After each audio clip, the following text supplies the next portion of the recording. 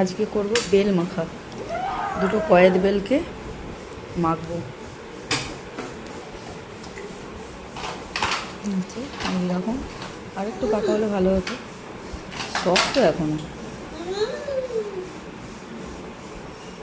ভালোই। এইটা খুব সুন্দর দেখেছে, কিন্তু এইটা শক্ত, এটা রেখে দিলে ভালো হতো। এটা খুব সুন্দর পেকেছে। কাঁচা বেলটা একটু অন্য রকমের নিয়েছি, নিয়ে এবার ওতে আমি এই যে শুকনো লঙ্কা পুড়িয়েছি। এই শুকনো লঙ্কা পোড়ানো দিলে না স্মেলটা খুব সুন্দর আসে। আর এদিকে আমার ছেলে বদমাইশি জুড়েছে, এই যে দুটো কুল লঙ্কা মাখছি।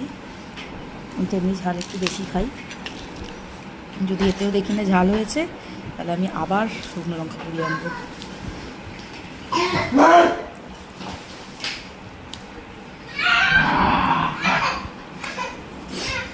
এবার এতে নুন দেবো। এবার এর মধ্যে আমি একটু নুন দিচ্ছি, এরপর একটু বিট নুন দিয়ে দেবো।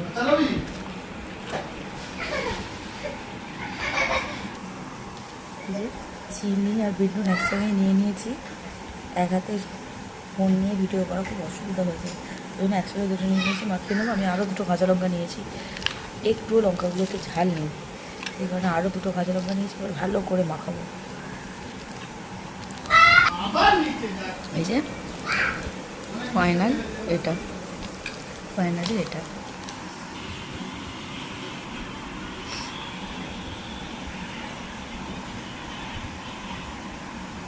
ঝাল ঝাল, নুন নুন, টক টক, মিষ্টি মিষ্টি,